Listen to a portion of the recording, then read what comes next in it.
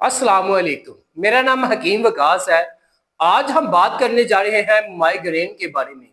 इस वक्त पाकिस्तान के अंदर हर दूसरी तीसरी औरत माइग्रेन का शिकार हो चुकी है।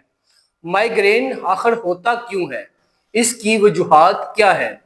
माइग्रेन अक्सर दिमाग के अंदर ब्लड वेसल की तब्दीली की वजह से शुरू होता है। बाज़ गात आधे सर में दर्द होता है और बाज़ गात पूरे सर में दर्द होना शुरू हो जाता है। इसकी अलामात क्या है?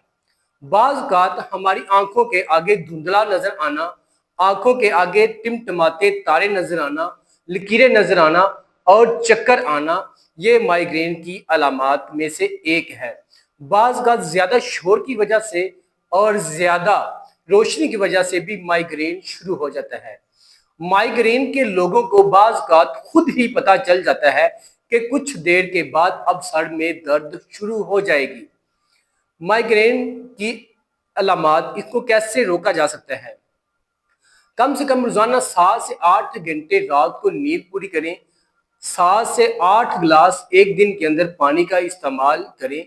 अगर आपको माइग्रेन का दर्द शुरू हो गया है तो आप अंधेरे वाले कमरे में सुकून से लेट जाएं। अगर आप चाय, कॉफी या चॉकलेट का इस्तेमाल करते हैं जिसके अंदर कैफीन पाई जाती है तो उसका इस्तेमाल कम कर दें।